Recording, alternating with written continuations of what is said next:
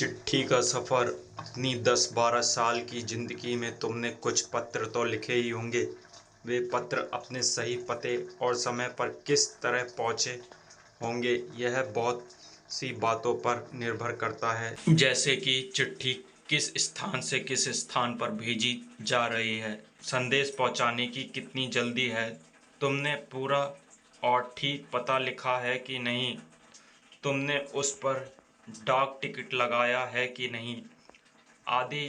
अब प्रश्न यह उठते हैं कि आखिर चिट्ठी पर डाक टिकट लगाया ही क्यों जाए। पूरे और ठीक पते से क्या मतलब है। ज़रूरत पड़ने पर संदेश को जल्दी कैसे पहुंचाया जाए। स्थान बदले से चिट्ठी के पहुंचने पर क्या असर पड़ता है। इनमें से कुछ सवालों के जवाब शायद तुम्हारे पास हो, खासकर तुम में से उनके पास जो डाक टिकटें इकट्ठा करने का शौक रखते हैं।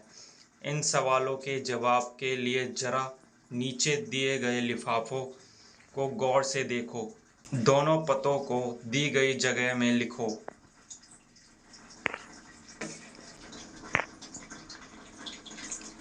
ये दोनों पते किस तरह से भिन्न हैं। गांधी जी को भेजे गए पत्र में पते की जगह पर लिखा है महात्मा गांधी, जहाँ हो वहाँ, वर्धा, जबकि लिफाफे पर इमारत या संस्थान से लेकर शहर तक का नाम लिखा हुआ है।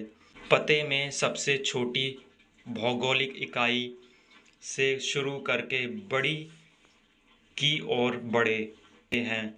छोटी से बड़ी भौगोलिक इकाई का मतलब यह हुआ कि घर के नंबर के बाद गली मोहल्ले का नाम, फिर गांव, कस्बे, शहर के जिस हिस्से में है उसका नाम, फिर गांव या शहर का नाम। शहर के नाम के बाद लिखे अंक को पिन कोड कहते हैं। हर जगह को एक पिन कोड दिया गया है। यह सोचने लायक बात है कि आखिर पिन कोड की ज़रूरत क्या है। हमारे देश में अनेक ऐसे कस्बे, गांव, शहर हैं जिनके नाम एक जैसे हैं। पते के बाद पिन कोड लिखने से गंतव्य स्थान का पता लगाने में डाक छाँटने वाले कर्मचारियों को मदद मिलती है और पत्र जल्दी बांटे जा सकते हैं। पिन कोड की शुरुआत 15 अगस्त 1972 को डाक तार विभाग ने पोस्टल नंबर योजना के नाम से की। जाहिर है कि गांधी जी को मिले इस पत्र पर और उन्हें मिले किसी भी पत्र पर पिन कोड, पिन शब्द पोस्टल इंडेक्स नंबर का छोटा रूप है। किसी भी जगह का पिन कोड 6 अंकों का होता है। हर अंक का एक खास स्थानीय अर्थ है।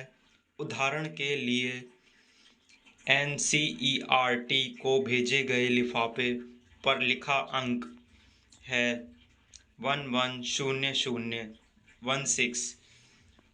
इसमें पहले स्थान पर दिया गया अंक यह बताता है कि यह पिन कोड दिल्ली, हरियाणा, हिमाचल प्रदेश, पंजाब या जम्मू कश्मीर का है।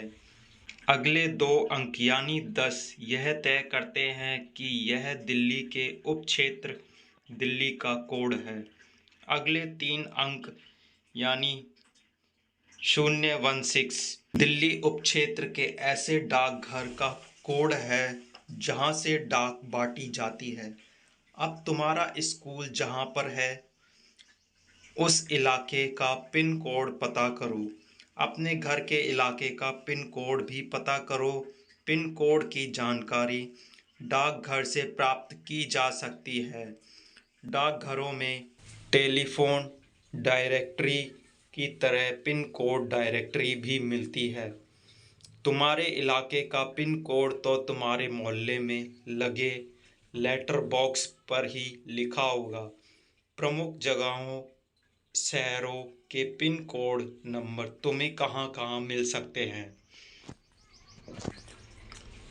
टिकट संग्रह का शौक काफ़ी लोकप्रिय है। धीरे धीरे इसमें टिकट संग्रह के अलावा डाक से जुड़ी और बहुत सी चीज़ें शामिल हो गई हैं।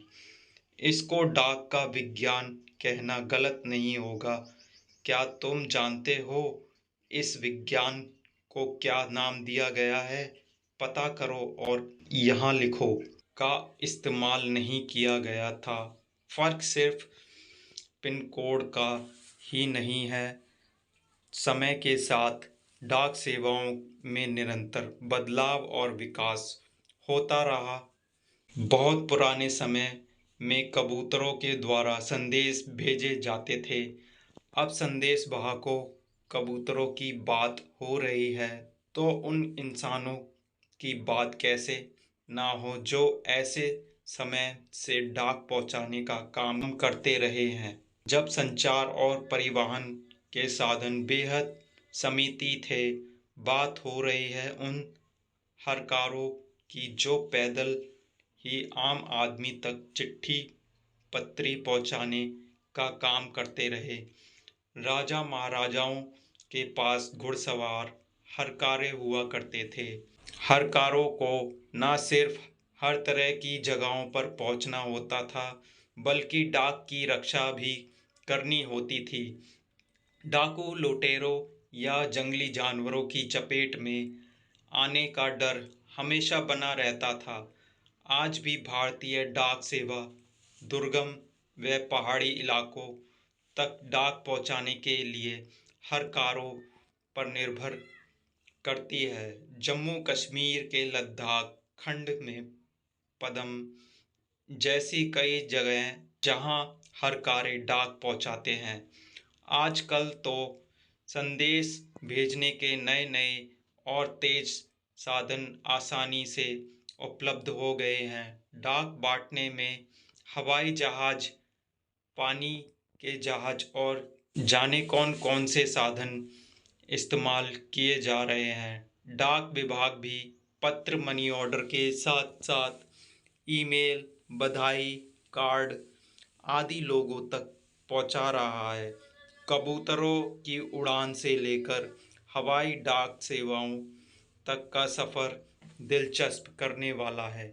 यह सोचकर आश्चर्य होता है कि कबूतर जैसा पक्षी संदेश वाहक भी हो सकता है। कबूतर की कई प्रजातियां होती हैं और ये सभी संदेश लाने ले जाने का काम नहीं कर सकती। गिरहबाज या हुमर वह प्रजाति है जिसे प्रशिक्षित करके डाक संदेश भेजने के काम में लाया जाता है। आखिर कबूतर अपना रास्ता ढूंढ कैसे लेता है? उन प्रवासी पक्षियों के बारे में सोचो और पता करो कि वे कैसे सैकड़ों मील का रास्ता और सही जगह तय कर पाते हैं। उड़ीसा पुलिस खास तौर पर हुमर कबूतरों का इस्तेमाल राज्य के कई दुर्गम इलाकों में संदेश पहुंचाने के लिए कर रही है। कानून व्यवस्था संकट और अन्य मौक़ों पर संदेशों के लिए ये कबूतर बहुत ही उपयोगी साबित हुए। कबूतरों की संदेश सेवा बहुत सस्ती है और उन पर खास खर्च नहीं आता। इन कबूतरों का जीवन 15-20 साल होता है और 8-10 साल तक वे बहुत अच्छा काम करते हैं। स्वस्थ कबूतर एक दिन में 1000 किलोमीटर तक का सफ़र कर सकता है।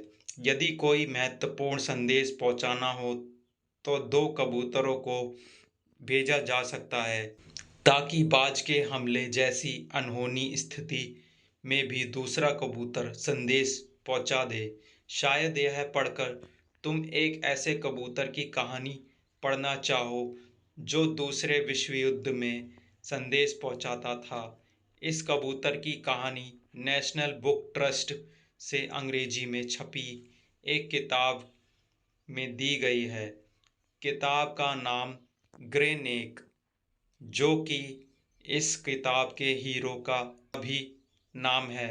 अगर तुम हिंदी में पढ़ना चाहते हो तो क्यों ना नेशनल बुक ट्रस्ट को पत्र लिखो कि वे इस किताब को हिंदी में भी छापे। यह रहा उनका पता, नेहरू भवन, 5 इंस्टीट्यूशनल एरिया, फेस 11, बसंत कुंज, नई दिल्ली 110070। चिट्ठी पत्री। गांधी जी को सिर्फ उनके नाम और देश के नाम के सहारे पत्र कैसे पहुंचाया गया होगा? अगर एक पत्र में पते के साथ किसी का नाम ना हो तो क्या पत्र ठीक जगह पर पहुंच जाएगा? नाम ना होने से क्या समस्याएं आ सकती हैं? पैदल हरकारों को किस किस तरह की दिक्कतों का सामना करना पड़ता होगा? अगर तुम किसी को चिट्ठी लिख रहे हो तो पते में यह जानकारी किस क्रम में लिखोगे? गली मोहल्ले का नाम, घर का नंबर, राज्य का नाम, खंड का नाम, कस्बे शहर गांव का नाम, जनपद का नाम नीचे दी गई जगह में लिखो। तुमने इस क्रम में ही क्यों लिखा? अपने घर पर कोई पुराना पत्र ढूंढो, उसे देखकर नीचे लिखे प्रश्न का जवाब लिखो। पत्र किसने लिखा? किसे लिखा? किस तारीख को लिखा? यह पत्र किस डाक खाने में तथा किस तारीख को पहुंचा? यह उत्तर तुम्हें कैसे पता चला? चिट्ठी भेजने के लिए आमतौर पर पोस्ट कार्ड, अंतर्देशीय पत्र या लिफाफा इस्तेमाल किया जाता है। डाकघर जाकर इनका मूल्य पता करके लिखो। पोस्ट कार्ड, अंतर्देशीय पत्र, लिफाफा। डाक टिकट इकट्ठा करो। 1 रुपये से लेकर 10 रुपये तक के डाक टिकटों को क्रम में लगाकर कॉपी पर चिपकाओ। इकट्ठा किए गए डाक टिकटों पर अपने साथियों के साथ चर्चा करो। शब्दकोश। नीचे शब्दकोश का एक अंश दिया गया है जिसमें संचार शब्द का अर्थ भी दिया गया है। संगीतज्ञ, संगीत जानने वाला, संगीत की कला में निपुण। संग्रह, जमा करना, इकट्ठा करना, एकत्र करना। संचय। दीपक आजकल पक्षियों के पंखों का संग्रह करने में लगा है। इकट्ठी की हुई चीज़ों का समूह या ढेर, संकलन, जैसे टिकट संग्रह, निबंध संग्रह।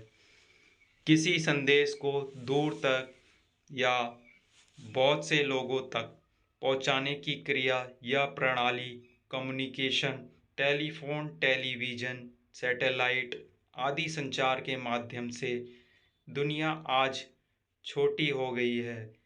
किसी चीज़ का प्रवाह, चलना, फैलना, जैसे शरीर में रक्त का संचार, विद्युत का संचार।